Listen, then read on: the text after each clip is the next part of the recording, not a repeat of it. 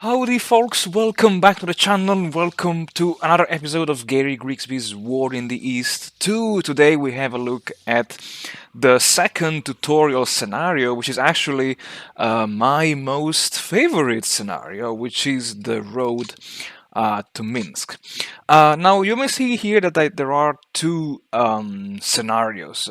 This one here is the original, the official one that I've been playing quite a lot actually, because this scenario is the shortest, which means it's the fastest one. And this scenario here, the Road to Minsk 2, is actually a very tiny modifications that I made to the original scenario here. And as you can see here, I basically added the Das Reich motorized division of the Waffen-SS attached to the 46th Motorized Army Corps, because this division is actually missing from the original scenario here.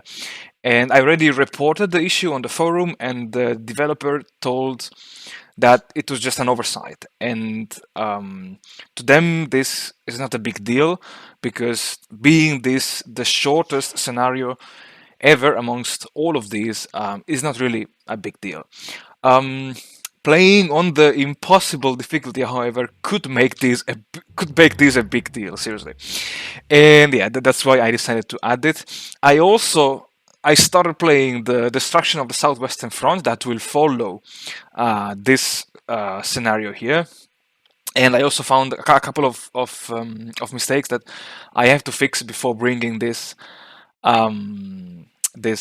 scenario here on the channel. And I have to say, I decided to divide this scenario into 2, maybe even 3 episodes, because I have a few things to say before starting it. So without further ado, let's go straight into it. And let me load a save game, actually, because I think it's... Nope. This one? Yeah, okay. Well, because being this the shortest scenario ever, this scenario allows you to, let's say, familiarize with 2 things, in my opinion. As always, if you think differently than me, just let me know in the comments below, because I would love to know what you guys think about it. This scenario helps you in, first of all, getting the handle on the manual handling of the air directives. And second of all, this scenario helps you in making and securing pockets. Now let's talk briefly about handling of the air war. If you're new to the game, you can play with these settings. You can you can play with automate AI air assist. The automate AI air assist basically does everything for you. The AI will automatically create some air doctrines. You just have to press the button F12 or execute air directives, and then the AI will do everything for you. Now, why you would like, or you should, let's say, learn how to manually handle the air directive system. Well, let me show you with one example, basically. Let's load the... Yeah, let's load this scenario from scratch. And no, because I want to show you guys one thing. So, when you start a scenario, even if you don't play with the automate AI air assist, the game already starts with some preset air doctrines, basically. And let's give it a shot now. Let's press F12 and let's see what happens, basically.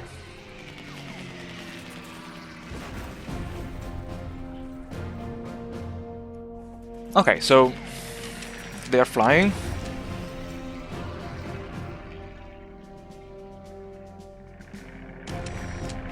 Okay, air recon missions.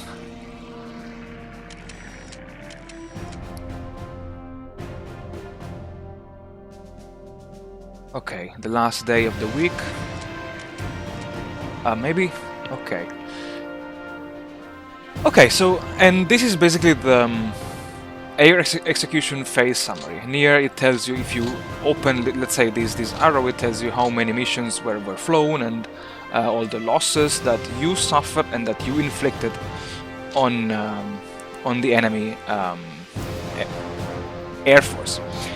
And if you look at, let's say, at the number of sorties, look at this number, is 3,000 sorties. Now, you may think, are these sorties totally needed? Were they all necessary?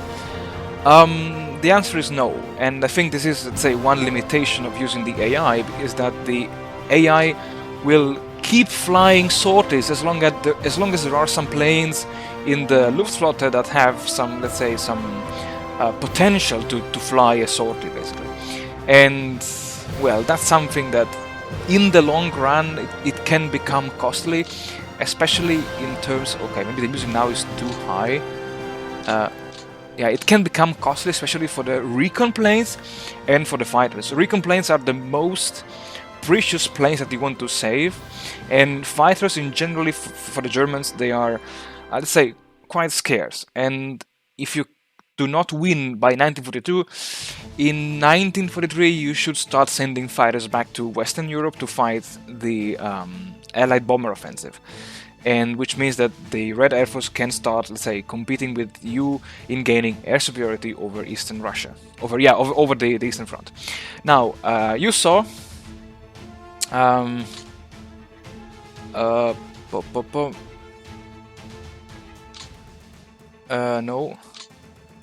Anyway, I can't remember how to open the air.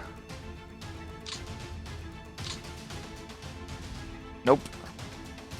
Anyway, you saw like 3,000 sorties now, and you saw, I think, there were 180 losses versus 600 enemy planes destroyed. Now, let me load briefly my save game. So, one important thing that I have to tell you, and maybe I will say when I will play the Grand Campaign with the Axis, there is a special rule on the very first day of the very first turn, and yeah, so actually doctrines. Okay, when you play as the Germans, the first thing that you want to do is to target the enemy airfields, because the Soviet Air Force will not fly interception missions on the very first day, so schedule day 1 of the very first turn. You get the highest bonus in bombing enemy airfields, and this is exactly what I set for the very first turn of this scenario. So I set ground attack missions 5,000 feet, no partial escorts. Partial escorts means that if some fighters can partially escort your bombers, they will do it, but then your bombers will fly unescorted. No, I want to have my fighters that can fly completely in range. So here all these green hexes means that the fighters do have escort and the bombers are being escorted. No partial escort. The intensity medium, it's okay. Only on day 1.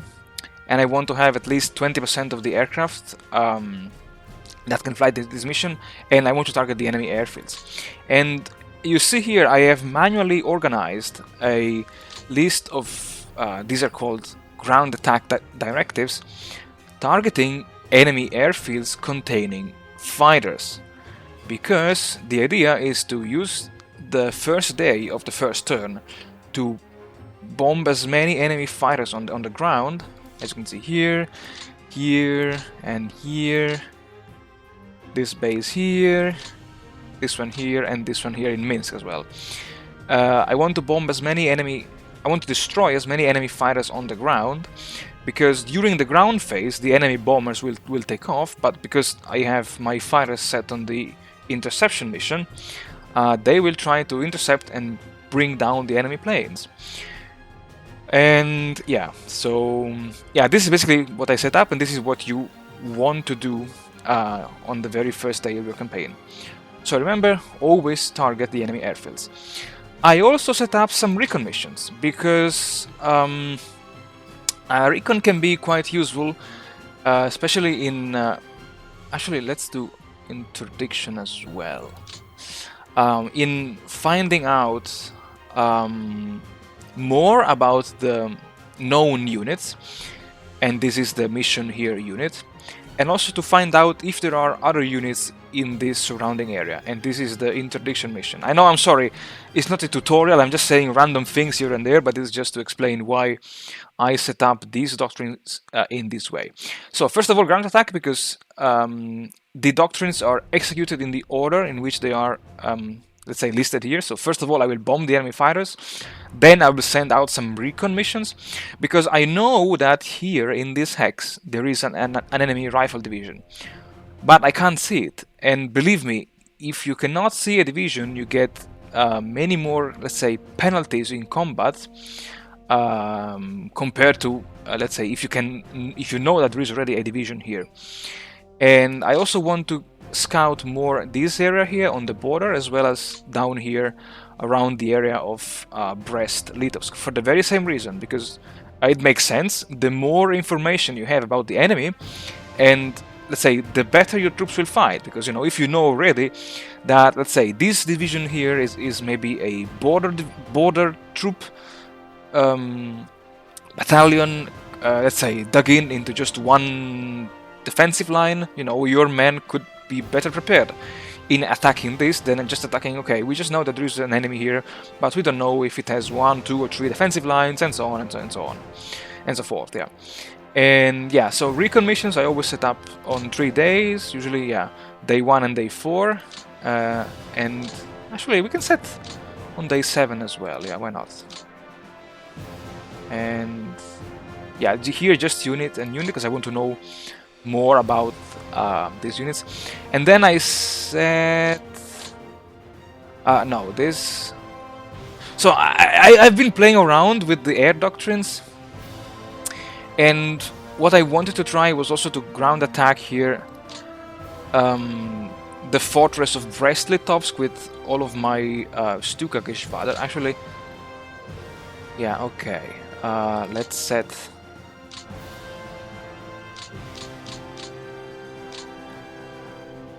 And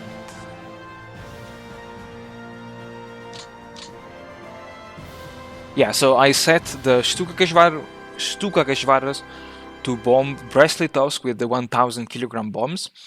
And oh yeah, also important, if you play manually, I would recommend you guys to use the smaller bombs, because smaller bombs can be carried, let's say, in high quantity, and this is the configuration that you want to have when bombing enemy airfields. So 28 50 kilogram bombs for the Junker 88s, and I think where are they? The Dornier, again, the 20 bombs, the 20 50 kilogram bombs. And for the Heinkels, I think the same. Yeah. Yeah, 32 50 kilogram bombs, because this is just to maximize the damage down to the enemy airfields. And now, okay, now actually we can now compare the losses and the casualties inflicted between the automatic air doctrines and the doctrines that I set up. Okay, yeah, we can have a look. So I think there were 180 losses and 600 planes destroyed with the automated AI. Now let's see if the numbers are different now.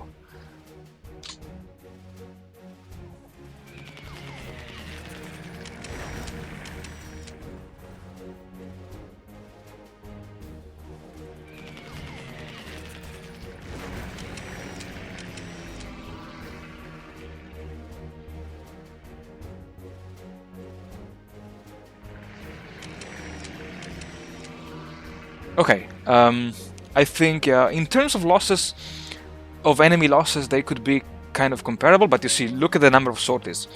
Nearly half the number of sorties, 1527. And if we look now at our losses, I think we lost 11. They were, I don't know, I don't remember, 11, 12 planes. So I think 1/10 of the losses that the automatic AI cost us. And I did inflict, let's say, a bit of damage here on the enemy garrison in Brest-Litovsk. Is not too high, but still, I think it's better than nothing, you know. And yeah, having, let's say, having talked about the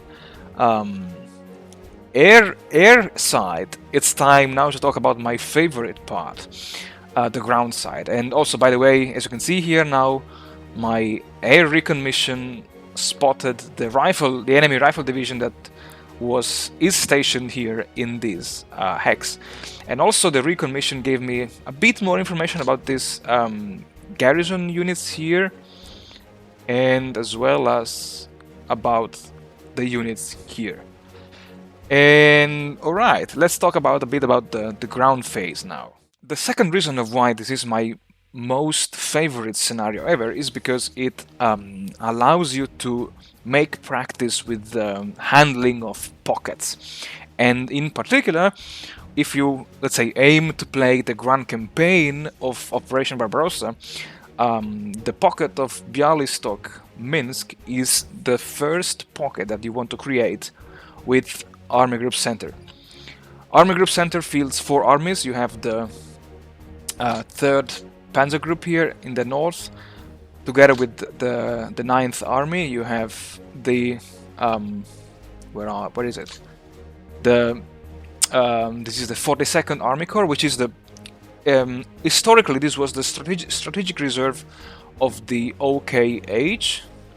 Yeah, it's here in Army Group Center, but its function was to basically behave as a kind of fire brigade in case the Soviets attacked in the direction of Eastern Prussia. And you have the German 4th Army here on the southern front of the salient, and then you have Guderian's 2nd Panzer Group here at the very bottom of the salient. Now, I mentioned this because in Gary Grigsby's War in the East 2, there are, let's say, 2 ways of waging the war on the Eastern Front. You can either go against the victory points, those points here with the flags, or you can go by, let's say, reducing the size of the Red Army and playing on the impossible difficulty. This is what I aim to do. So, progressively surround and annihilate as many enemy divisions as possible. And this scenario really, it's very handy because it helps you in forming pockets, and if you want to play also with the human side on the Soviets, this helps you in, let's say, fortifying your pockets, in understanding how to prevent the enemy from breaking through your pockets. And alright, just combat preparation points, perfect. And how does this work? Being this a turn-based strategy game, Gary Grigsby's War in the East exploits the concept of zone of control. So basically, let's say, yeah, let's assume that actually I can explain it now, and then we will see it later on. But basically, the zone of control means that when one of your units advances into the enemy territory, or when it forces one of the enemy units to fall back, you may have seen it in my previous episodes, but this hex will become pending, a pending friendly hex, basically, because it means that the non-combat formations of the division are already, let's say, scouting and patrolling this hex once the enemy has been routed here. And what you want to do with this zone of control system is to make sure that you have a kind of corridor of friendly controlled hexes here and here to prevent the enemy units from breaking through and escaping the pocket. Also because I am playing on the impossible difficulty settings, and one thing that I've maybe I mentioned already, but it's worth repeating it. If you give the AI 110 morale level points, the AI on the defensive can basically move every division anywhere on the map. Let's say that you have a pocket that reaches here, and then you have you control these areas, and you leave, let's say, 1, 2, or 3 hexes free here. Ideally, the AI could just pull back, let's say, this division from here, and then move it out of the pocket. So even though this is not like Hoi 4, in which you need to have units in every province, this is impossible, but you may want to have a corridor of friendly controlled hexes. I think it's time to show you how to do it now. How do you plan the offensive in Gary Grigsby's War in the East? So the general rule is to use the units which are, let's say, on the back of the front here. And this is why is this? Because you see that this unit has 416. 4 is the combat value, and 16 is the number of movement points. Now, both combat and movement use the same points, which means that by using the divisions that are already in the second line, we can open a gap in the enemy defensive lines, and then the units which are, let's say, closer to the front, they could exploit this gap and move deeper into the enemy territory, because it makes no sense to attack with, let's say, with 26th Infantry Division here, because then it will lose movement points, and then it could maybe reach, let's say, this hex. While if we use this crappy security division to move it, to move it here, and then we can dislodge this enemy here, this division will have 16 movement points, so this division could move, let's say, deep into the enemy territory. And now, why I specifically mentioned this security division here, which is very crap, because you see that the Soviets do have either the security divisions, these are the NKVD regiments, and trust me, on the impossible difficulty, it's impossible to dislodge them even with our security divisions. And then they have these border guards battalions. These are equally crappy units, and you don't want to waste your infantry divisions in fighting against crappy units. You want to use crappy units against crappy units. I know, sorry for the term, but I want to give you the clear message. And yeah, because you want to save your infantry divisions for the enemy rifle divisions, and you want to save, of course, your panzer and motorized divisions for the breakthrough exploitation. Now, in the impossible difficulty, it's extremely difficult to dislodge even these crappy units because of the powerful 150 modifier of the morale level. 150 means that the AI will fight extremely tenaciously and bravely, and it reduces the chance of the enemy units being routed, so maybe they will just disappear. These guard battalions here, these border battalions, they can even surrender, but let's say the rifle divisions, they may just retreat. So yeah, and now, yeah, okay, without further ado, let's get started. Also, I will disable ground support because it makes no sense to waste planes fighting these crappy units.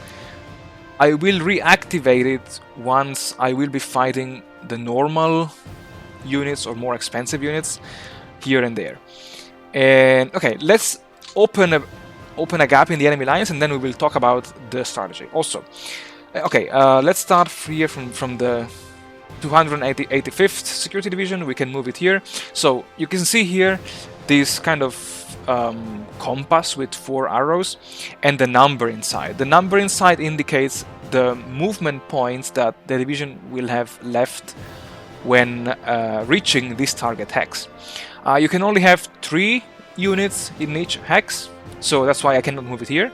And of course it makes sense to move it either here or here, because if I move it here, I will have 1 movement point less. And as I said before, movement points are also used for combat. So let's move it here with the right click, and let's press spacebar, so exactly we can skip the animation.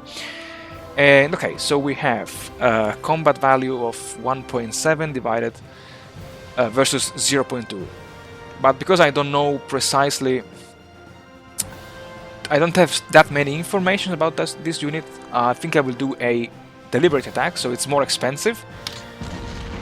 But okay, it's gone. And this 3 indicates the combat delay. The combat delay are basically the movement points that the division has to spend to cross into this hex, because this means that there is some kind of heavy fightings, and this heavy fightings is, let's say, bottlenecking every troop that wants to pass through here. And at least we did a good job. We routed, I think. I didn't. It didn't say anything about. Oh, units in battle 1 on map. Ready damaged. Okay. I think it may have fell back the enemy units, but still, we open the gap here, and now we can plug in. You see here, I have 10, now only 6. I can move actually. Here I have. Oh, let's move it here, and let's see what happens if I attack. Oops, nope, sorry. This one here. Held. You see? Welcome to the impossible difficulty. Oh my god, this is so bad. And there is not even an undo button. God damn it. Okay. Never mind. Oh god. Okay, and I need to open a gap here.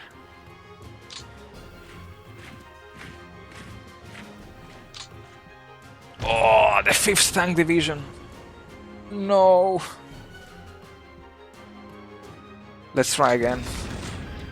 Oh my god. Okay, this was really bad luck.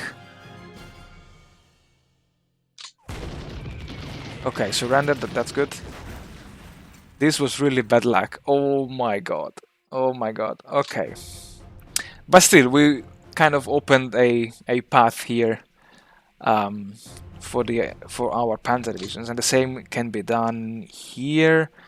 Yeah, let's move it up here, and then we can try to dislodge these 2 divisions here.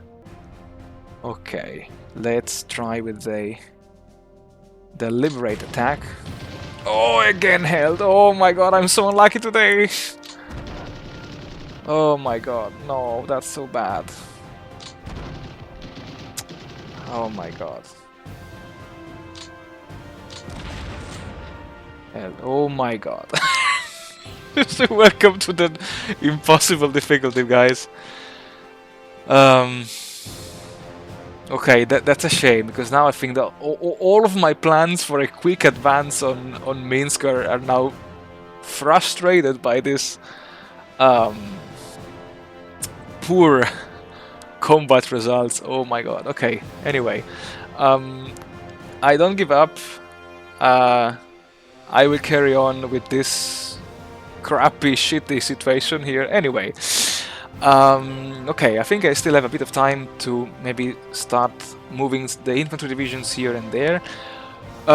Very briefly, this scenario can be won in a very easy way, and this way is to take Minsk on the very first turn. And you can do it.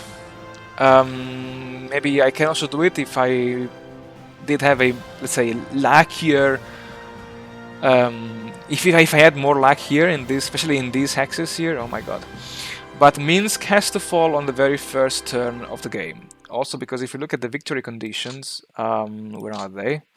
Yeah, victory screen. Minsk has a, let's say, victory value of 500 points, and we need to take it by the first turn to win this. And yeah. Okay, anyway, let's also check the order of battle. Now, when leading your troops, you need to take into account of these two numbers here. You see this flag. This is the indicates, I would say, the command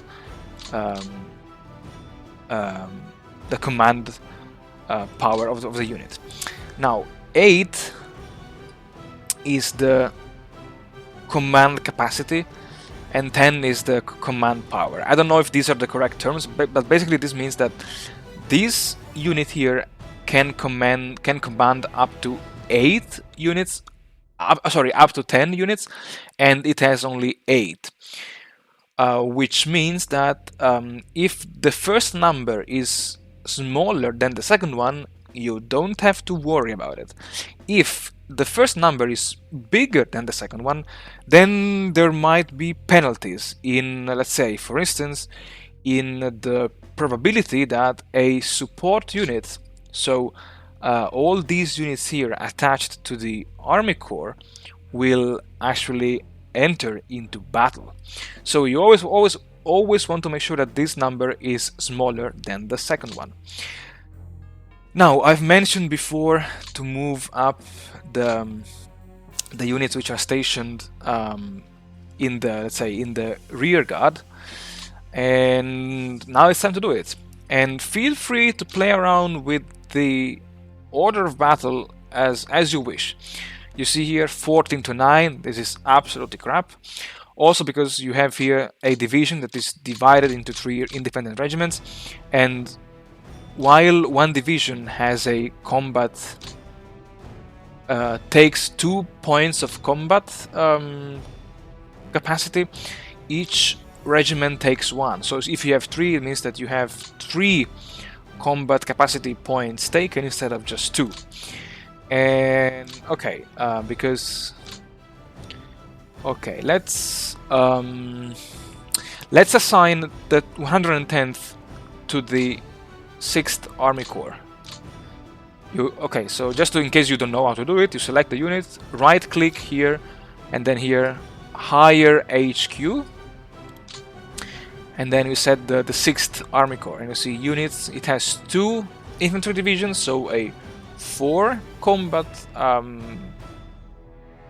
points, let's say, out of 9, and it fits. And now you see that it has acquired the same color of the army here, and because this unit is located back in the rear, we can move it up somewhere. Let's see. It would be nice to dislodge these guys as well, because let me think. I want to find an easy way to reach Minsk, which I think would be... these are swamps though, yeah, true. This is light woods, swamp. This is clear, light woods. So ideally, one path would be here, here, and then across this river, plains, and maybe try to do this. I don't know. I have to see. And let's try. Okay, we can move this division here, and then we can try. I know this goes against the principle of crappy unit versus powerful unit. Also, you see here that I have a combat ratio of 31.2 versus 1, and you see that several support units took part in the battle. When you have an odd ratio above 10 to 1 during a hasty attack, so the one that I just did, you do not get any battle penalty in entering this hex. You see that there is no number like here and here, because this mimics that the fact that if the battle was so successful, you know, the defenders were routed, were destroyed. So, and everything happened so quickly that there is no delay, basically, if a unit wants to enter this hex, and that's really good. That's really good, yeah. And we still have some points left. We could try to use the crappy security here, but we'll add a 5th.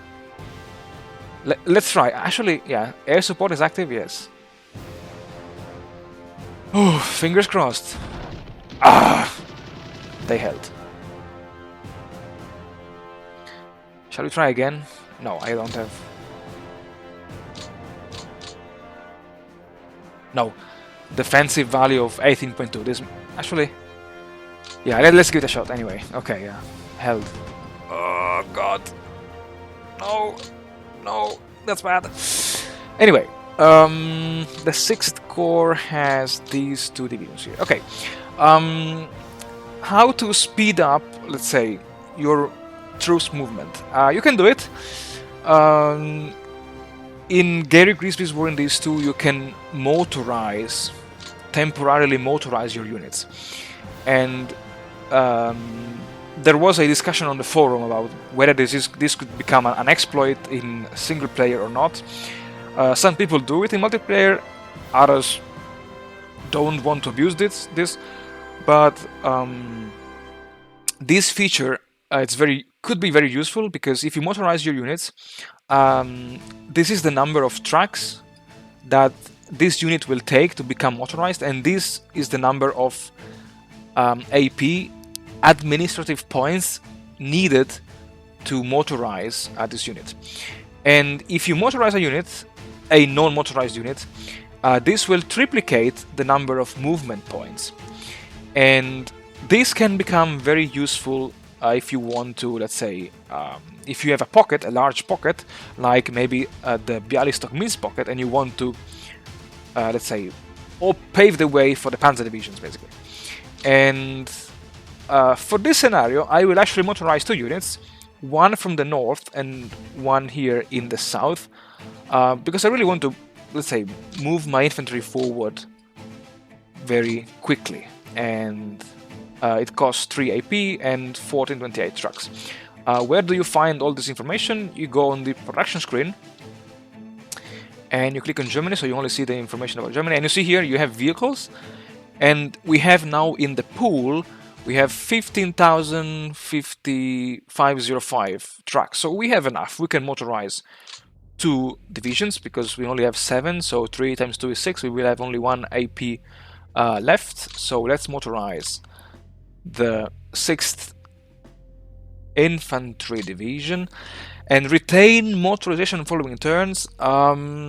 Actually, I never thought about this.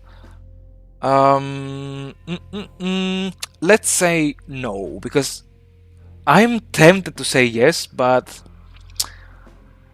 let's say no. So now it's motorized, and you see that I have 48. Is it 16? Oh yeah, maybe it's true. Yes, 48. Sorry, I'm so bad at math. Oh my god. And okay, yeah. Let's move this one here first. Let's see. Oh, we have a crappy battalion here. Wow, look at that. Look at that ratio, boys. Nice. That's nice. That's lovely. Okay, now it's time to move the headquarters. Okay, let's move it here. And let's move this the 6th Motorized Division. Also, I don't know if you guys know it, but a unit will pay less movement points when entering a pending friendly hex. So I think it's worth to sacrifice this motorized division here to just gain control of the enemy hexes. And actually, yeah, you see here this hex. This is the concept of zone of control. I moved here an infantry division. Here there is nothing. So let's say the scouting elements of this division are now, let's say, patrolling and occupying this hex. Now this is a friendly controlled hex. And you see here I'm paying the price of 5 movement points and even more, I guess. And because of the fog of war I cannot... No. I am tempted to do it, but no. Okay, let's open the way. And actually, let me check the timer. Okay, it's 40 minutes. I think I have to cut this episode short. Let's move it. Okay, I briefly pause because I need to find the best way to reach Minsk from the north. Okay, I have it. And to make sure that my division will get enough support from the HQ, always remember to keep every division in command range of the respective HQ. And in the case of Army Corps, the range is 5 axes. And also let's check the 9th Army if it has some extra support units. We have Flak, we have Panzerjäger, we have the Pioneers, so nothing interesting for us. We want artillery. Okay, we have the heavy cannon, the heavy howitzer, the Pioneer, and the construction battalions. I think it's fine. Yeah, it's good. Yeah. And okay, so let's advance here, here, here. I'm not going. Okay, I didn't go here because these are heavy woods, and I would have paid a much higher toll in terms of movement points. And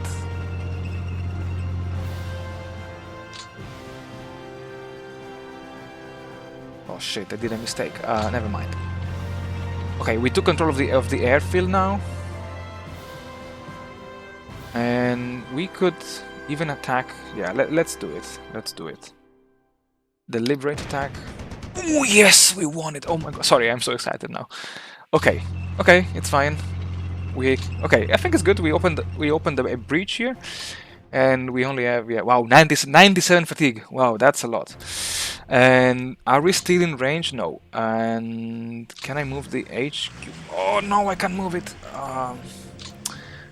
Out of range. Bad move from my side. Anyway, we still have some division. Oh, we have the 35th. Okay, we could maybe use this division here to attack. Do we have anything else in the back here? Interesting. Oh, that's 106th Infantry Division. I didn't see that. Oh my god, I'm so sorry, guys.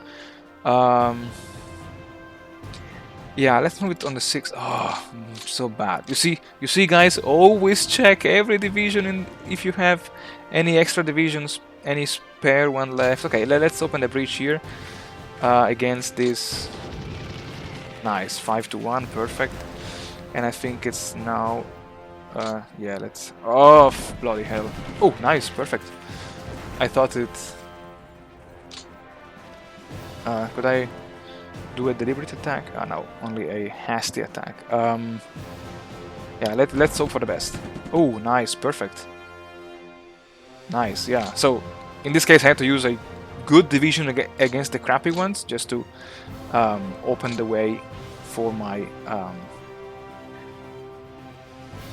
panzer units. And let's say the 5th Corps. The 5th Corps has only 2 divisions, I think. Yeah, and we could send one up here and one down here just to widen the gap here in the north. The 35th can go up here and yeah, also here. So okay, now these 2 divisions are trapped because these hexes here are under our zone of control, while the 5th Infantry Division can go maybe here, and let's see if we can attack. Oh, nice, that's what I like. And let's activate the air support now because I want to do a deliberate attack against. They held anyway. Not too bad, not too bad, not too bad, not too bad. Could I do another one? Yes, let's try. Okay, never mind. Yeah, sometimes I'm lucky, sometimes not, but anyway. It's good, okay, perfect. Now here I have a horrible combat delay, but never mind. Okay. And could I move any other infantry division? I could move the 161st.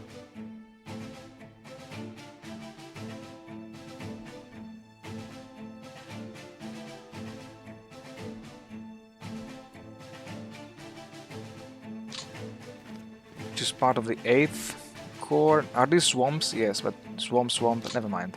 Then let's send it here. And let's deactivate the air support. Perfect. And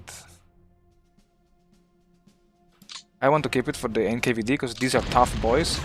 Ooh. Okay, maybe it was not needed, the air support. Yeah, let's go down here and yeah, okay, it's fine like this, yeah. And could I send? Ooh, I could capture these two. Ooh, that's tempting.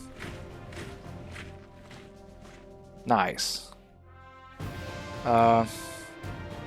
Actually, I have an idea, because in one of my previous attempts it worked.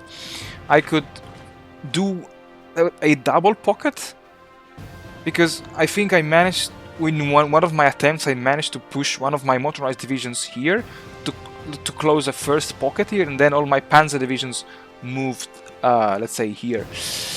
And okay, boys, I think I would stop this episode here because I think it's quite long, and in the next one we will close the Minsk pocket, and maybe in the third one we will win this scenario. So as always, guys, thank you very much for watching, thank you very much for supporting the channel, and I hope you guys are enjoying this series because I really love it.